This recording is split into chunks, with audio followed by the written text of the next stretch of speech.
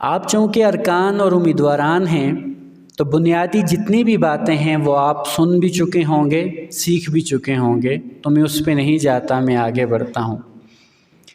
دیکھیے، ہم ایک ایسی تحریک کے کارکن ہیں، ہم ایک ایسی تحریک سے جڑے ہیں کہ جس تحریک کی بنیاد، اس کی اٹھان اور اس کا یہ سفر ہر دور کے اندر اپنے لیے مقاصد کا تعین کرتا ہے، اور جب یہ تحریک قائم ہوئی تھی اس وقت بھی اور آج بھی اس کا بنیادی مقصد دین مبین کو اس کی اصل روح کے ساتھ اس معاشرے کے اندر نافذ کرنا ہے۔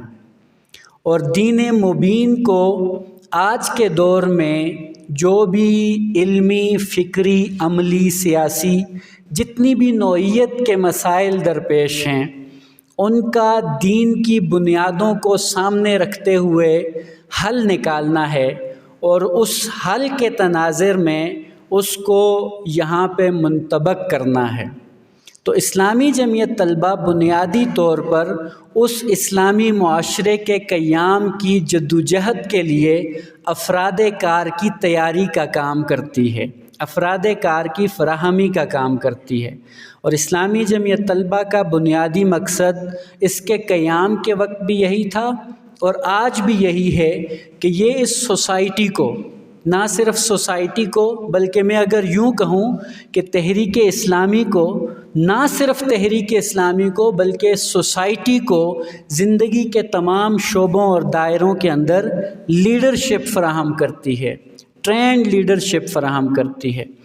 اور ہم جس تحریک کے کارکن ہیں، اس تحریک کو اس وقت جن افراد کی یا جن رجال کار کی ضرورت ہے کہ وہ کن خصوصیات کے اور کن اوصاف کے حامل ہونے چاہیے، وہ ڈائریکٹلی ریلیٹڈ ہے اسلامی جمعیت طلبہ سے، کیونکہ اسلامی جمعیت طلبہ بنیادی طور پر وہ نرسری ہے کہ جو افراد کار کی فراہمی یعنی ہیومن ریسورس ڈیولپمنٹ اور مینجمنٹ کا کام کرتی ہے۔ تو اس نسبت سے ہماری ذمہ داری کئی گنا بڑھ جاتی ہے۔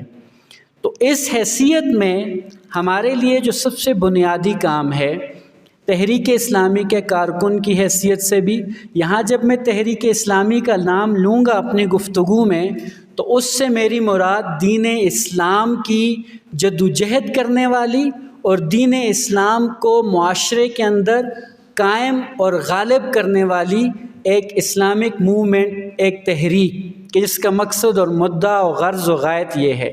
تو تحریک اسلامی کے کارکن کی حیثیت سے اور اسلامی جمعیت طلبہ کے رکن کی حیثیت سے آج کی جو تہذیبی، فکری اور نظریاتی چیلنجز ہمیں درپیش ہیں، اس میں مجھے اور آپ کو کس چیز پر یا کون سی ایسی چیزیں ہیں کہ جس پر کام کرنے کی یا جن پر آگے بڑھنے کی ضرورت ہے۔ تو اس میں 2-4 چیزیں میں نے آج کی آپ سے گفتگو کے لیے منتخب کی تھیں، جن میں سے کچھ تو مجھے اندازہ ہوا کہ چیزیں ہو چکی ہیں، وہ میں نہیں دہراؤں گا۔ اس میں پہلی اور بنیادی چیز ہے، وہ ہے علم و تحقیق۔ یعنی علم، ہم اس کو اس طرح کرتے ہیں کہ یہ جو علم ہے یہ اللہ رب العالمین کی فضیلت ہے، اور یہ اللہ رب العالمین کی ایک صفت ہے، اور اللہ رب العالمین نے تمام انبیاء کرام علیہ السلام کو قرآن کریم کے اندر جن کا تذکرہ آیا ہے ان کو کہیں بھی مخاطب کیا ہے تو ان کو علم اور حکمت اور نبوت ان عنوانات سے مخاطب کیا ہے۔ اور خود نبی اکرم صلی اللہ علیہ وسلم کہ جن کے ہم امتی ہیں اور جن کے مشن کے علمبردار ہیں کہ ہم اسی مشن کا تسلسل ہیں کہ آج ہم یہاں پر بیٹھے ہیں اور اس کے اوپر سوچ اور بچار کر رہے ہیں، ان کے اوپر بھی جو پہلی وحی تھی وہ یہ نہیں تھی کہ وما خلقت الجن والانس الا لیعبدون، اور یہ بھی نہیں تھی کہ شاہدا و مبشرا و نذیرا، اور یہ بھی نہیں تھی کہ هو الذی ارسل رسولہ بالہدی ودین الحق لیظہرہ علی الدین کلہ۔ پہلی وحی کو ہم جب پڑھتے ہیں تو وہ علم سے متعلق تھی، وہ اقرا سے متعلق تھی، یا پھر وہ یا ایھا المدثر سے متعلق تھی۔ تو پھر گویا جتنے بھی انبیاء کرام علیہ السلام ہیں اور پھر خود انسان ہے، تو انسان کو جو فرشتوں سے افضل قرار دیا گیا ہے، اس کی بھی بنیادی وجہ، بنیادی طور پر وہ علم تھا کہ جو اللہ رب العالمین نے حضرت آدم علیہ السلام کو عطا کیا، اور فرشتے اس کا جواب دینے میں اس سوال کا ناکام رہے، اور آدم علیہ السلام نے اللہ کے عطا کردہ علم کے مطابق اس کا جواب دیا اور وہ فرشتوں سے افضل قرار پائے۔ اچھا، یہ علم کچھ لوگ خیال کرتے ہیں کہ یہ نبوت کے علم کے حوالے سے بات ہوتی ہے، یعنی نبوی علم۔ تو یہ نہ صرف نبوت کا علم تھا بلکہ یہ کائنات کی تسخیر کے حوالے سے بھی علم تھا، جیسے قرآن کریم میں آپ کو جگہ جگہ ملتا ہے کہ یہ حضرت داؤد علیہ السلام کو لوہے کی صنعت کا علم عطا کیا گیا۔ اچھا، حضرت سلیمان علیہ السلام کو جانوروں کی بولیوں کا علم عطا کیا گیا۔ اچھا، سورۃ النمل میں علم کی اس عطا کو احسان سے تشبیہ دی ہے کہ یہ اللہ کا بڑا فضل ہے، اور اس سے پہلے علم کی بات کی ہے۔ اچھا، پھر حضرت یوسف علیہ السلام سورہ یوسف میں کہ جب وہ پختگی کی عمر کو پہنچ گئے تو ہم نے انہیں قوت فیصلہ اور علم دیا۔ اچھا، حضرت عیسیٰ علیہ السلام کو اللہ تعالیٰ نے معجزات اور مردوں کو زندہ اور زندوں کو مردہ اور طب کا علم عطا کیا، شفا دیتے تھے وہ لوگوں کو اللہ کے حکم سے۔ اچھا، حضرت موسیٰ علیہ السلام کو علم و حکمت عطا کی جب وہ جوانی کو پہنچ گئے۔ اور انبیاء کرام علیہ السلام، آپ لوگ جانتے ہیں کہ نبی کی جو وراثت ہوتی ہے وہ نہیں ہوتی، وہ کسی مادی شے کی شکل میں نہیں ہوتی، بلکہ انبیاء کی جو وراثت ہوتی ہے وہ ان کا علم ہوتا ہے، اور جس نے اس کو حاصل کیا تو اس نے وراثت میں حصہ پا لیا۔ اللہ کے نبی صلی اللہ علیہ وسلم کو اسی علم کی زیادتی کی بارہا تلقین کی گئی۔ آپ اور میں ہر وقت دہراتے ہیں، خصوصاً امتحانات میں تو ہم میٹرک اور انٹر میں اس کو صحیح دہراتے تھے کہ قل رب زدنی علما۔ تو یہ اللہ نے نبی اکرم صلی اللہ علیہ وسلم کو یہ دعا سکھائی۔ حضرت ابو ہریرہ رضی اللہ تعالیٰ عنہ سے مروی ہے کہ نبی اکرم صلی اللہ علیہ وسلم نے فرمایا کہ جو شخص علم کی تلاش میں کسی راستے پر چلتا ہے تو اس کی برکت سے اللہ تعالیٰ اس پر جنت کے راستوں کو آسان کر دیتے ہیں۔ مزید اللہ تعالیٰ جس کے ساتھ بلائی کا ارادہ کرتا ہے تو اس کو دین کا فہم عطا کرتا ہے۔ ابن عمر رضی اللہ تعالیٰ عنہ سے روایت ہے کہ ہر چیز کا ایک راستہ ہے اور جنت کا راستہ علم ہے۔ قل هل يستوي الذين يعلمون والذين لا يعلمون، کہ کیا علم والے اور بغیر علم والے یا جاننے والے اور نہ جاننے والے برابر ہو سکتے ہیں؟ تو یہ علم کی اہمیت ہے۔ پھر آپ ملکہ سبا کا واقعہ پڑھتے ہیں، سلمان علیہ السلام کے دور میں تخت کو لے جانے والا واقعہ۔ ان کی مجلس میں ایک فرد بیٹھا تھا جس نے کہا کہ میں اس کو چٹکی بجاتے یہاں سے لے جا سکتا ہوں۔ وہ کیا تھا؟ اس کے پاس علم تھا، اللہ نے اس کو علم عطا کیا تھا، غیر مرئی چیزوں کے اوپر قدرت کا۔ تو یہ علم جو ہے بنیادی طور پر یہ مومن کی میراث ہے، اور دنیا کے اندر امامت اور قیادت کا یہ ذریعہ اور زینہ ہے۔ اور یہ جو مولانا مودودی رحمہ اللہ علیہ ہیں، پھر علم میں بنیادی طور پر مختصراً ایک لائن میں آپ نے ڈسکس کر لیا ہوگا، جمعیت کے رکن کے لیے، امیدوار کے لیے، دین کے داعی کے لیے اسلام کا بنیادی علم کم از کم جس میں عقائد کی درستی ہے، اس کو بنیادی حیثیت حاصل ہے کہ آپ کے عقائد جب درست ہوں گے تو آپ کا دین کے اوپر جو سارا سفر ہے منزل کی طرف جانے کا وہ درست ہوگا۔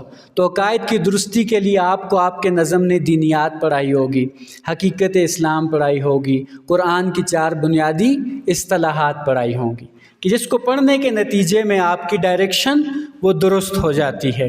تو اسلام کا بنیادی علم اور پھر اپنے عقائد کی درستی، یہ بھی علم کے اندر بنیادی نوعیت کی چیزیں ہیں۔ میں مولانا مودودی رحمہ اللہ علیہ کا دین مبین کے مطالعے کے حوالے سے ایک اقتباس آپ کے سامنے رکھتا ہوں۔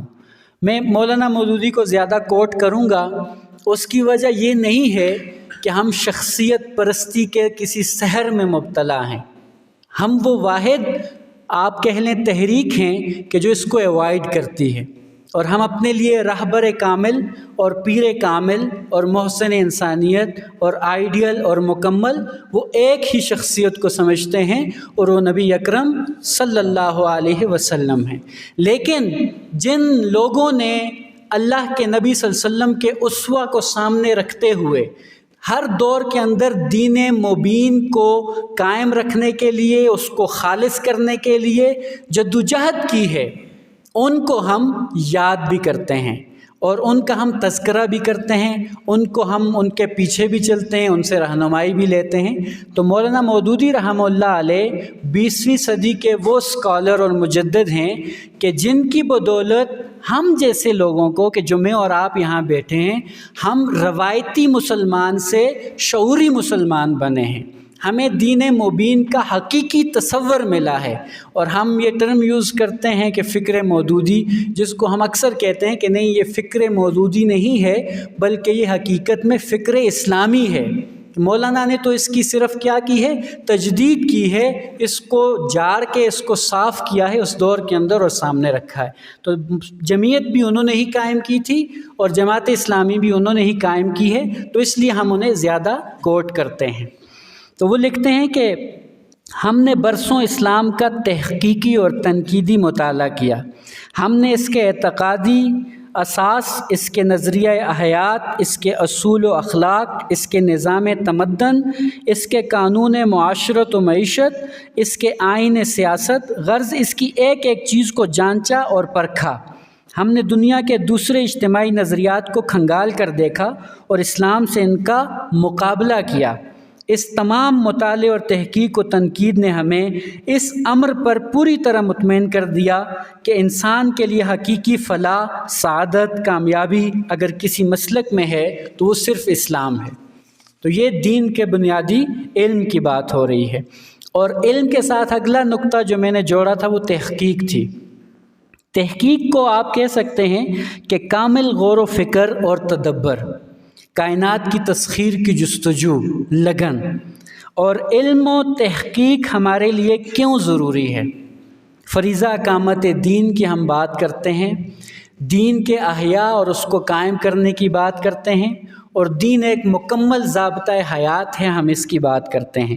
تو آج کا تہذیبی و فکری چیلنج کیا ہے اور ہم نے اس کا کیسے مقابلہ کرنا ہے، یہ بنیادی طور پر ہمارے لیے کوسچن مارک ہے۔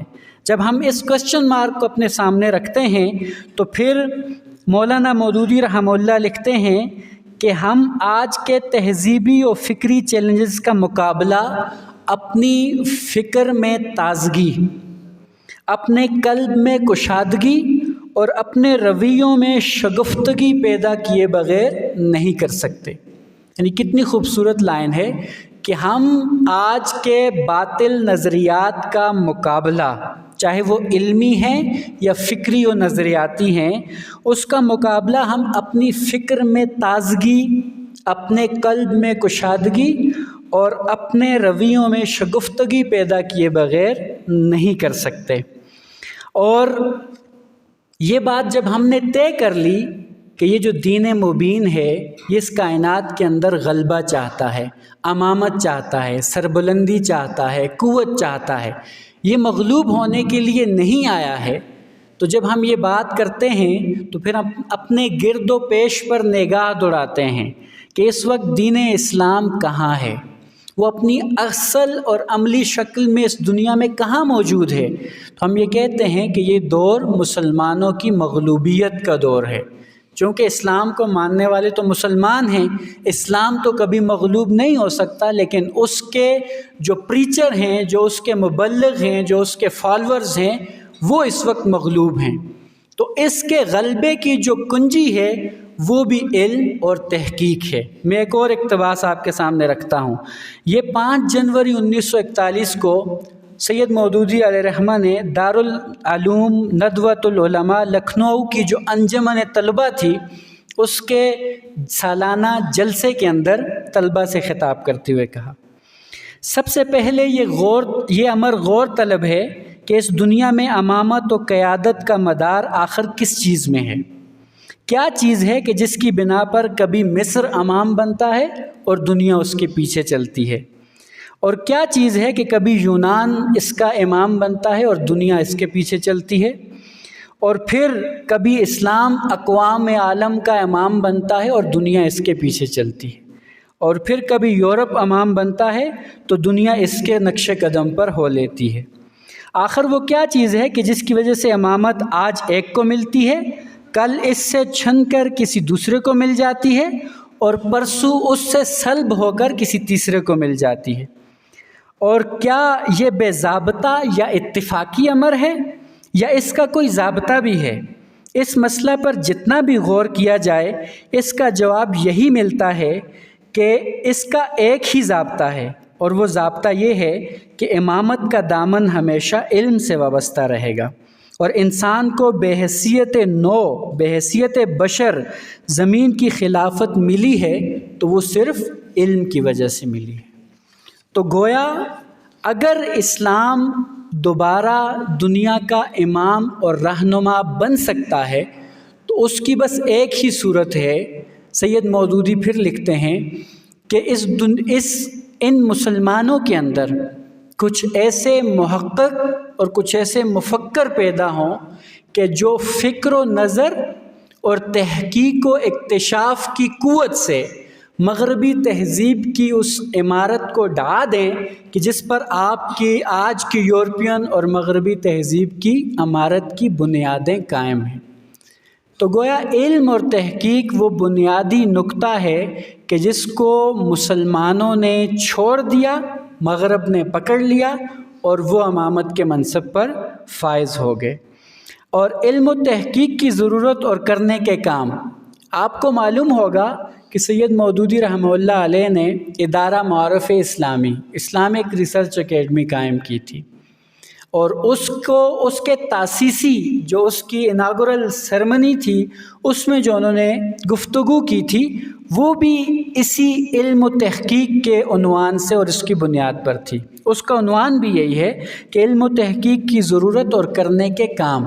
وہ کافی سارے نکات ہیں لیکن میں نے آپ کے لیے 2-4 چنے ہیں اور ان کو بھی پھر مختصر کیا ہے، ہر لائن سے ایک آدھ چیز لی ہے۔ پہلا، ڈیٹا مسلمان یا کافر نہیں ہوتا، ڈیٹا مشترک ہوتا ہے۔ یہ کافروں کی بھی میراث ہے، مسلمانوں کی بھی ہے۔ جو اس پہ کام کرے گا یہ اسی کا ہے۔ نئی تحقیقات نہیں ہوں گی تو جمود آئے گا، اور جمود کے ساتھ زوال، کیونکہ دوسری تہذیبوں کے علم پر زندہ رہنے والی تہذیبیں جلد فنا ہو جاتی ہیں۔ مسلمان جب دنیا کے حکمران تھے تب علم میں علم و تحقیق کی صفت بھی مشترک تھی۔ عربی زبان باعث فخر تھی، لیکن پھر کیا ہوا؟ اس کے بعد ہم حاشیے لکھتے رہے، یا تقلید کرتے رہے، یا آرام کرتے رہے، اور اس دوران مغرب نئی تحقیقات اور ایجادات کرتا رہا، اور آج نتیجہ آپ کے سامنے ہے۔ جو علم و تحقیق میں غالب ہے وہ سیاست و حکومت میں غالب رہتا ہے۔ مغرب غالب رہا، ہم مغلوب اور غلام ہو گئے۔ اب بقا اسی میں ہے کہ علم و تحقیق کے میدان میں اپنا آپ منوایا جائے۔ اور پھر انہوں نے 5 بڑے کام متعین کیے تھے اسلامک ریسرچ اکیڈمی کے لیے، میں آپ کے سامنے رکھ لیتا ہوں، شاید آپ کو اپنی گائیڈنس کے لیے اس اکیڈمی سے کوئی رہنمائی ملے۔ پہلا تھا مغربی علوم و فنون پر جاندار تنقید۔ دوسرا تھا اسلامی نقطہ نظر سے کائنات پر غور اور سماجی و سائنسی علوم کی تدوین، یعنی نصاب تعلیم مرتب کرنا۔ تو میں آپ کے علم میں ایک اور اضافہ کرتا ہوں کہ جب نصاب تعلیم کا معاملہ آیا جماعت اسلامی کی پاکستان کی مرکزی شورا کے اندر، تو یہ نقطہ اسلامی جمعیت طلبہ کے حوالے ہوا کہ تعلیم کے شعبے پر کام یہ اسلامی جمعیت طلبہ کرے گی، لیکن 75 سال گزرنے کے بعد بدقسمتی سے آج تک ہم یہ کیپیبلٹی حاصل نہیں کر سکے کہ ہم اس کے اوپر کام کر سکیں، بلکہ خود تحریک بھی نہیں کر سکے۔ اچھا، تیسرا تھا کہ اہم زبانوں میں ترجمہ کا کام، جس میں بنگلہ تھی، فارسی تھی، عربی تھی، انگریزی تھی۔ اور چوتھا تھا کہ نو مسلموں یا ایسی پسماندہ ممالک کے لیے اسلام کا تعارفی نوعیت کا لٹریچر تیار کرنا۔ یعنی مولانا کا ویژن دیکھیں آپ کہ صرف پاکستان کا نہیں سوچ رہے، پوری دنیا کا سوچ رہے ہیں اور پاکستان کو اس کی بیس بنا رہے ہیں، ورنہ اقامت دین کا کام تو پوری کائنات کے اندر تمام اقوام عالم کے اندر کرنا ہے۔ تو اس لیے میرے عزیز دوستوں اور ساتھیوں، آپ کا بیانیہ مختلف موضوعات پر کیا ہے، یا آپ اپنا نیریٹو کیسے بیان کرتے ہیں، کیسے جنریٹ کرتے ہیں؟ بیانیہ تو مولانا مودودی رحمہ اللہ علیہ دے کے چلے گئے ہیں، لیکن آپ آیا ہر چیز کو منفی نقطۂ نظر سے دیکھتے ہیں، جیسا ہم جماعتیوں کا ایک اسلوب بن گیا ہے، اور اس کے نتیجے میں خود ہماری اپنی شخصیت وہ منفی ہو گئی ہے۔ اب اس کے لیے کیا ہے کہ آپ گہرا مطالعہ کریں، میں بھی اور آپ بھی، وہ اسلام کا گہرا مطالعہ کریں، اس پر دسترس، اس پر کمانڈ حاصل کریں، پھر اس کے نوٹس لیں، پھر اس پر سوچ و بچار کریں، اور اس سوچ و بچار کے نتیجے میں اپنا بیانیہ ڈیولپ کریں۔ تو اس کے لیے کیا چیز چاہیے جی؟ اس کے لیے آپ کی سیریسنس درکار ہے، اس کے لیے آپ کو سنجیدہ ہونا پڑے گا، غیر سنجیدگی سے چھٹکارا پانا ہوگا، اور اپنی پریورٹیز کے اندر اس چیز کو شامل کرنا ہوگا۔ اور پریورٹی کے اندر کس چیز کو شامل کرنا ہوگا؟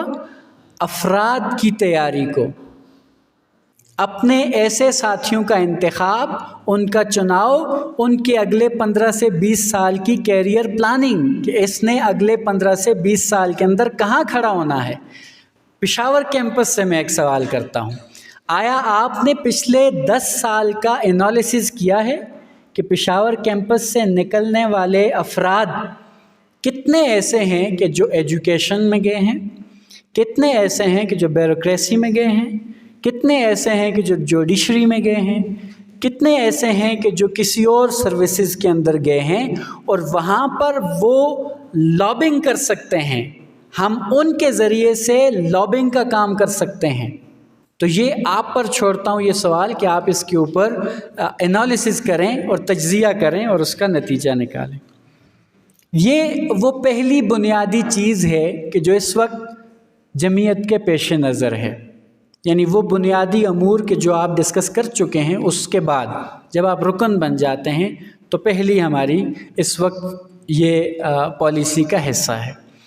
دوسری چیز یہ ہے کہ آپ کو آج کے معاشرے کے اندر دین کے علمبردار بننے کے لیے اور جم کر اور ڈٹ کر کھڑے ہو کر کام کرنے کے لیے جس چیز کی ضرورت ہے وہ ہے آپ کا اللہ سے تعلق، وہ ہے تقویٰ۔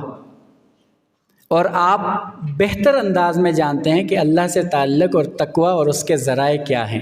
کلیم بھائی نے بھی اس پہ بات کی ہے، وہ قرآن کریم ہے۔ حضرت عائشہ رضی اللہ تعالیٰ عنہ سے مروی ہے کہ قرآن کریم کا جو ماہر ہے وہ معزز اور مکرم فرشتوں اور معزز و مکرم انبیاء کے ساتھ روز محشر جو ہے ان کا وہ حساب کتاب ہوگا، معزز و مکرم انبیاء کے ساتھ اور معزز و محترم فرشتوں کے ساتھ۔ اور قرآن کریم نے اللہ رب العالمین نے کہہ دیا کہ تم میں سے بہتر وہ ہے کہ جو قرآن سیکھے اور دوسروں کو سکھائے۔ یہاں پہ پھر میں مولانا کو کوٹ کروں گا کہ انہوں نے قرآن کریم کے 3 پہلو بیان کیے ہیں، اور جب آپ علامہ اقبال کا فلسفہ خودی پڑھتے ہیں تو وہ بھی یہی ہے۔ پہلا ہے خدا شناسی، دوسرا ہے خود شناسی، تیسرا ہے خلق شناسی۔ یعنی یہ خدا شناسی اس لیے ہے کہ یہ خدا کا کلام ہے، اس سے تعلق، اس پہ غور و فکر کے نتیجے میں کیا ہوتا ہے؟ اللہ کی معرفت، اس کا تعارف، اس سے تعلق بنتا ہے۔ دوسرا ہے خود شناسی کہ قرآن کا جو مخاطب ہے وہ انسان ہے، تو انسان خود کو جانتا ہے کہ قرآن کریم مجھے کیا کہہ رہا ہے، میں کون ہوں، میں کیوں ہوں، میں کیسے ہوں، میں کس لیے ہوں۔ اور تیسرا ہے خلق شناسی کہ اس کائنات کے اندر موجود اقوام سے، اداروں سے، ریاستوں سے، انسان اور حیوان اور چرند اور پرند، ان سب سے جو تعلق کی نوعیت اور بنیاد ہے وہ اس قرآن کریم کی ہدایت کے مطابق ہوگی۔ اور پیچھے مولانا کہے کہ اقتباس میں نے پڑھ لیا، مزید آپ نے خود پڑھا ہوگا میری محسن کتاب کے عنوان سے، اس کو میں نہیں پڑھتا، آپ خود پڑھ لیجئے گا۔ لیکن مسئلہ کیا ہے؟ مسئلہ ہے اس پر غور و فکر کرنے کا، مسئلہ ہے اس پر اس کا فہم حاصل کرنے کا، اس کو اپنے دل سے لگانے کا، ورنہ ہم وہ خوش قسمت امت ہیں کہ جن کے پاس آج کی 21ویں صدی کے بھی سارے مسائل کا حل اس کتاب کے اندر بہتر اور بہترین انداز میں موجود ہے، لیکن وہ صاحب نظر چاہیے کہ جو اس کے اندر اترے اور اس کو دیکھے۔ بقول اقبال کے قرآن میں ہو غوطہ زن، اے مرد مسلمان اللہ کرے عطا تجھے جدت کردار۔ تو دوسری چیز اس زمن میں اللہ کا ذکر ہے۔ اللہ کے ذکر سے مراد اللہ کو یاد کرنا بھی ہے، اللہ کو یاد رکھنا بھی ہے۔ اس کی بہت زیادہ فضیلت ہے، اور قلب کی پاکیزگی کا ذریعہ وہ اللہ کی یاد ہے۔ الا بذکر اللہ تطمئن القلوب، اس کی بھی تفصیل میں نہیں جاتا، کئی احادیث مبارکہ ہیں، ایک آدھ آپ کے سامنے اپنی اور آپ کی تذکیر کے لیے رکھتا ہوں اور پھر جو ہے وہ آگے بڑھتا ہوں۔ جو شخص اپنے رب کو یاد کرتا ہے اور جو شخص اپنے رب کو یاد نہیں کرتا، اس کی مثال زندہ اور مردہ کی ہے۔ ہم سب زندہ ہیں، لیکن جس کے دل میں اللہ کی یاد ہے، اللہ کی نظروں میں وہ زندہ ہے، اور جس کے دل میں دنیا، اپنی انٹرسٹ اور دیگر چیزوں کی یاد ہے، وہ بظاہر تو زندہ ہے، وہ زندگی کے تمام امور سر انجام دے رہا ہے، لیکن حقیقی معنوں میں وہ مردہ ہو چکا ہے۔ تو دل مردہ دل نہیں ہے، اسے زندہ کر دوبارہ، کہ یہی ہے امتوں کے مرض کہن کا چارہ۔ فاذکرونی اذکرکم واشکروا لی ولا تکفرون، اور سورہ انفال میں یا ایھا الذین آمنوا اذا لقیتم فئۃ فاثبتوا واذکروا اللہ کثیرا لعلکم تفلحون، کہ اے ایمان والو، مسلمانوں کو نہیں، ناس کو نہیں، ایمان والوں کو۔ ایمان والے کون ہوتے ہیں؟ وہ ہوتے ہیں کہ جو اس دین مبین کو قلب و دماغ کی پوری شعور کے ساتھ قبول کرتے ہیں اور کشتیاں جلا دیتے ہیں۔ وہ ہوتے ہیں کہ جو اللہ پر، اس کے فرشتوں پر، اس کے رسولوں پر، آخرت پر ایمان لے آتے ہیں۔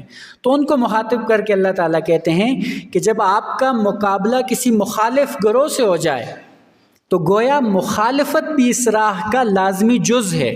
یہ ممکن نہیں ہے کہ آپ دین مبین کے علمبردار ہوں، دین کی اقامت کی بات کریں، دنیا کے کرنٹ جتنے بھی سسٹمز ہیں ان کو چیلنج کریں، اور پھر آپ کے راستے میں کوئی مشکل نہ آئے۔ تو جب مشکل آئے تو اللہ تعالیٰ کہتے ہیں کہ ثابت قدم رہو اور اللہ کو یاد کرو تاکہ تم فلاح پاؤ۔ تو حضرت ابو ہریرہ رضی اللہ تعالیٰ عنہ سے مروی ہے کہ نبی صلی اللہ علیہ وسلم نے فرمایا کہ میرا بندہ میرے متعلق جیسا گمان کرتا ہے میں ویسا ہی ہوتا ہوں، اور وہ اگر میرا ذکر خفی کرتا ہے، پوشیدہ کرتا ہے، تو میں اپنے شایان نشان اس کا ذکر خفی کرتا ہوں۔ اگر وہ اپنے دل میں میرا ذکر کرتا ہے تو میں اپنے شایان نشان اس کا ذکر کرتا ہوں۔ اگر وہ جماعت میں میرا ذکر کرتا ہے تو میں اس سے بہترین جماعت میں اس کا ذکر کرتا ہوں۔ اور اگر وہ ایک بالشت میری طرف بڑھتا ہے تو میں ایک بازو اس کی طرف چلتا ہوں، اور اگر وہ ایک بازو چلتا ہے تو میں 2 بازو چلتا ہوں، اور اگر وہ چل کر میری طرف آتا ہے تو میں دوڑ کے اس کی طرف آتا ہوں۔ اور آپ کی یہ جو محفل ہے، اس کے بارے میں اللہ کے نبی صلی اللہ علیہ وسلم نے کیا فرمایا؟ اللہ کے نبی نے فرمایا کہ جب بھی لوگ اللہ کے ذکر کے لیے بیٹھتے ہیں تو فرشتے انہیں ڈانپ لیتے ہیں، رحمت انہیں اپنی آغوش میں لے لیتی ہے، اور ان پر سکینت کا نزول ہوتا ہے، اور اللہ تعالیٰ ان کا ذکر اپنی محفل کے اندر کرتا ہے کہ دیکھو یہ نوجوان ہیں، یہ جوانی کی عمر کے اندر ہیں، ان کا خون گرم ہے، یہ طاقت اور قدرت رکھتے ہیں، یہ نفسانی خواہشات رکھتے ہیں، یہ دوستیاں رکھتے ہیں، ان کا یہ وقت ہے گھومنے پھرنے کا، لیکن اس سب کے باوجود یہ میری راہ میں ہجرت کر کے صرف میرے غور اور فکر کے لیے یہاں جمع ہیں اور مجھے یاد کر رہے ہیں۔ اللہ رب العالمین ایسے نوجوانوں پر، ایسے مسلمانوں پر، ایسے ایمان والوں پر فخر جتلاتے ہیں۔ اگلی چیز میرے عزیز دوستو، اس راہ کے اندر وہ نماز ہے۔ کلیم بھائی نے اس کا تفصیلی تذکرہ کیا۔ میں ایک بات کروں گا کہ میری اور آپ کی موٹیویشن کے لیے کہ جب چاروں اطراف سے مخالفتوں اور مخاصمتوں کا اور پریشانیوں کا ہمیں سامنا ہے، تو ایسے میں میرے اور آپ کے لیے اس سے بڑی موٹیویشن کیا ہو سکتی ہے کہ ہمیں یہ اختیار حاصل ہے کہ ہم دن میں 5 وقت اس کائنات کے خالق، مالک، رازق، عزت، ذلت، نوکری دینے والے کے سامنے کھڑے ہو جائیں اور اس کے سامنے اپنی مشکل رکھ لیں۔ تصور کریں آپ کو وائس چانسلر سے ملنے کا موقع ملتا ہے، آپ کتنے خوش ہوتے ہیں۔ آپ کو اگر ڈی سی پشاور سے ملنے کا موقع مل جائے آپ کی کیا حالت ہوتی ہے؟ تو جو اس کائنات کا مالک ہے، ہم اس سے ملنے کا ہمیں پورا موقع میسر ہے کہ جب چاہیں وضو بنائیں، اس کے سامنے کھڑے ہو جائیں۔ تو یہ یعنی آپ کے ایمان کی تقویت کا باعث بننے والی ایک جو چیز ہے وہ آپ کو نماز فراہم کرتی ہے۔ اور اگلی چیز جو ہے بہت اہم ہے، وہ ہے کہ جتنی بھی عبادات ہیں، جتنے بھی امور ہیں، جتنے بھی نیکی کے کام ہیں، ان میں اخلاص بنیادی شرط ہے کہ اگر آپ ان کاموں کو کرتے ہوئے آپ کے اندر اخلاص نہیں ہے تو یہ سب بیکار ہے، یہ سب رائے گاں ہے، اور آپ کا ٹھکانہ اللہ نہ کرے، اللہ نہ کرے، وہ بجائے خیر کے، وہ بجائے اللہ کی رضا کے، وہ بجائے جنت کے کہیں کچھ اور نہ ہو جائے۔ آپ کو وہ حدیث یاد ہے کہ جب قیامت کے دن کچھ لوگ لائے جائیں گے، ان میں اللہ کی راہ میں خرچ کرنے والا ہوگا، ان میں اللہ کی راہ میں شہید ہونے والا ہوگا، اور ان میں عالم ہوگا، لیکن یہ سارے جہنم میں ڈال دیے جائیں گے، اس لیے کہ کسی نے مال اللہ کی راہ میں اس لیے خرچ کیا ہوگا کہ مجھے لوگ غنی کہیں، مجھے لوگ انفاق والا کہیں، کسی نے علم اور ممبر اور محراب اور تقریر اور سٹیج وہ اس لیے سنبھالا ہوگا کہ لوگ کہیں کہ بڑا علم والا ہے، بڑا فضیلت والا ہے، اور کوئی جہاد کرتے ہوئے یا دین کے لیے یا اللہ کی راہ میں اس لیے جان قربان کر بیٹھا ہوگا کہ لوگ کہیں کہ یہ کتنا بہادر ہے، کتنا جری ہے۔ تو ایسے یعنی حوالے سے سخت وعید ہے اللہ کی، اور اس سے ہمیں ڈرنا بھی چاہیے اور اس سے ہمیں بچنا بھی چاہیے۔ ہر عمل ہمارا وہ اس راہ کے اندر جو بھی ہے وہ کسی ناظم کے لیے نہ ہو، وہ کسی کارکن کے لیے نہ ہو، وہ والد، دوست، بھائی یا کسی ٹیچر کے لیے نہ ہو، بلکہ وہ خالصتاً للہ کس کے لیے ہو؟ اللہ رب العالمین کے لیے ہو۔ اگلی چیز اس راہ کے اندر وہ ہمارا اخلاق اور کردار ہے۔ اس کے اندر بھی کلیم بھائی نے کچھ باتیں کی ہیں، وہ نہیں دہراتا۔ اور اخلاق و کردار کا مجسم ظہور، عملی نمونہ، پیکر کامل وہ کون ہیں جی؟ اللہ کے نبی صلی اللہ علیہ وسلم ہیں، کہ جن کے کردار کی گواہی ایمان نہ لانے والوں نے بھی لی۔ حضرت خدیجہ رضی اللہ تعالی عنہا کس چیز سے متاثر ہوئی؟ حالانکہ اس وقت وہ مسلمان نہیں تھی، اللہ کے نبی صلی اللہ علیہ وسلم کی پاکیزگی سے، ان کی راست بازی سے، ان کی دیانتداری سے، اس نے ان کے حسن خلق سے اس کی گواہی دی انہوں نے۔ اچھا، پھر جب ابو سفیان کا وہ واقعہ کہ وہ شاہ روم کے دربار میں، شاید ہرقل ہے، اس کے دربار میں جاتے ہیں بیت المقدس کے مقام پر، وہ ان سے پوچھتے ہیں تو 11 سوالات کرتے ہیں اللہ کے نبی صلی اللہ علیہ وسلم کے بارے میں، جن میں یہ ہوتا ہے کہ آیا ان کو فالو کرنے والے غریب ہیں، امیر ہیں؟ تو وہ کہتا ہے پسے ہوئے طبقہ ہیں۔ وہ کہتے ہیں وہ جھوٹ بولتے ہیں؟ وہ کہتے ہیں نہیں۔ وہ کہتے ہیں ان کے معاملات کیسے ہیں؟ وہ کہتے ہیں ٹھیک ہیں۔ اور کوئی ان کے دین میں داخل ہو کے مرتد ہوا ہے؟ وہ کہتے ہیں نہیں ہوا۔ تو ابی سفیان کی بھی یہ جرت نہیں ہوئی کہ وہ وہاں پر اللہ کے نبی صلی اللہ علیہ وسلم کی عظمت کے حوالے سے جھوٹ بول سکے۔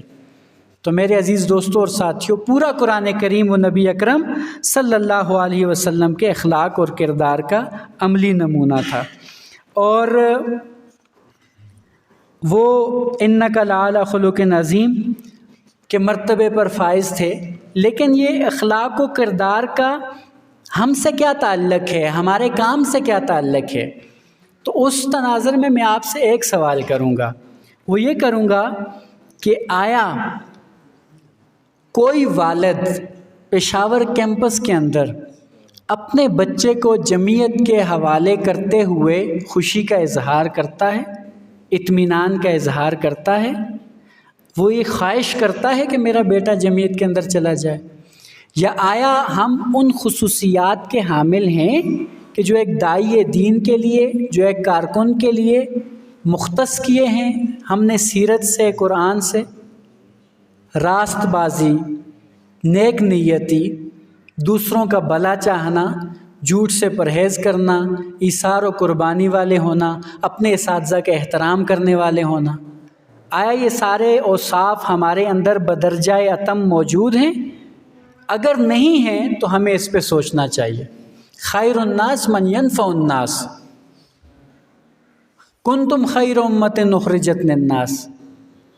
ہم خیر الناس ہیں، ہم صرف اپنے رب کے لیے اپنے کارکن کے لیے، اپنے جمعیت سے منسلک افراد کے لیے، یا ان لوگوں کے لیے کہ جو مسجد میں نماز پڑھنے آتے ہیں، ہم ان کے لیے خیر نہیں ہیں، بلکہ ہم خیر الناس ہیں. ہم نبی اکرم صلی اللہ علیہ وسلم کے اگر فالورز ہیں، ہم تحریک کے کارکن ہیں، تو آپ کی محبت، آپ کی توجہ، آپ کی فیاضی، آپ کا تعلق ان سب سے ہونا چاہیے کہ جو پشاور کیمپس کے اندر کسی بھی مکتبہ فکر سے اور کسی بھی طلبہ تنظیم سے یا کسی بھی گروہ سے تعلق رکھتے ہیں، اس لیے کہ آپ اور میں خیر الناس ہیں، خیر امت ہیں.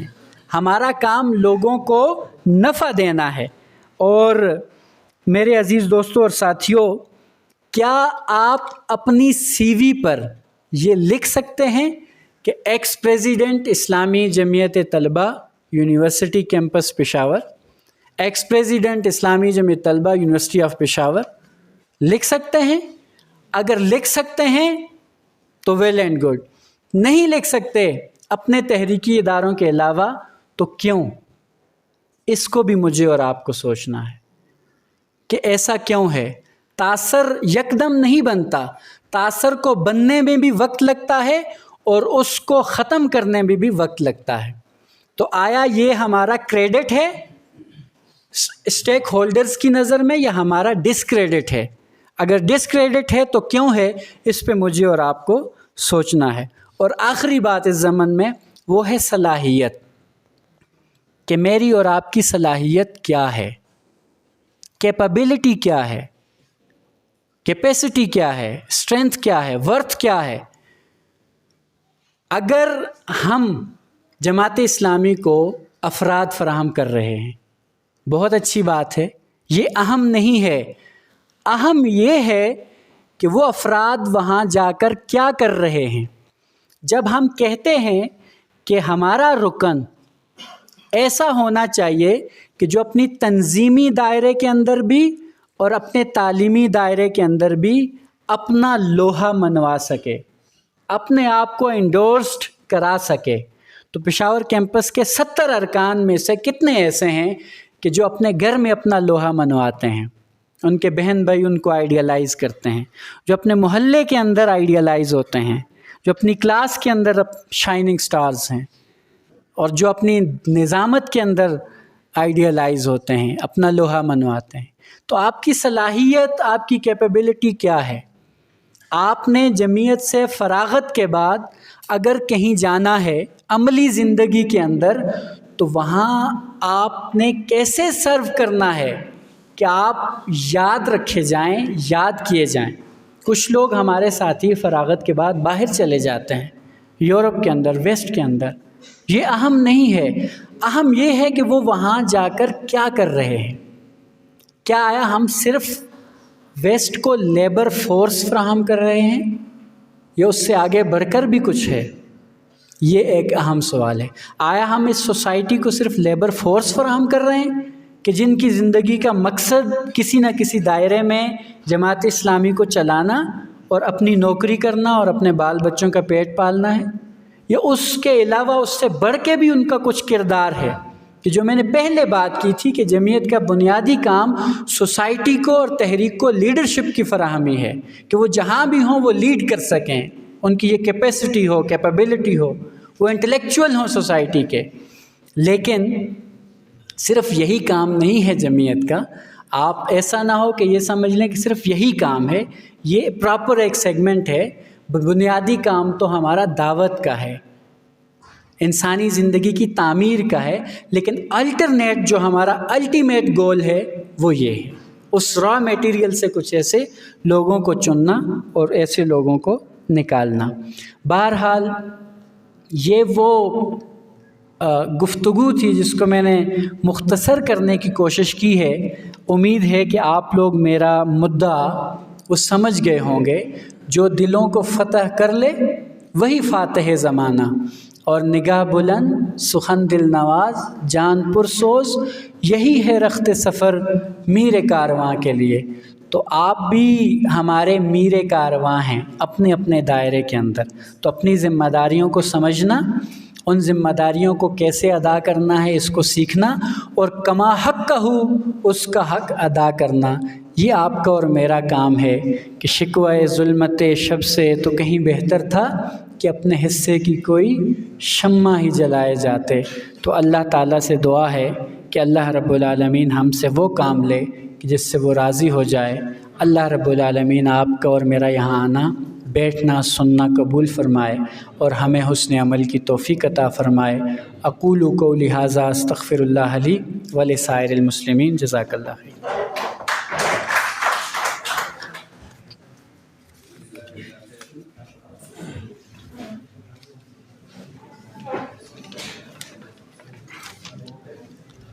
جزاک اللہ خیر۔ ایوارڈ ڈسٹریبیوشن سرمنی کا آغاز کرتے ہیں اس 3 روزہ تربیت کا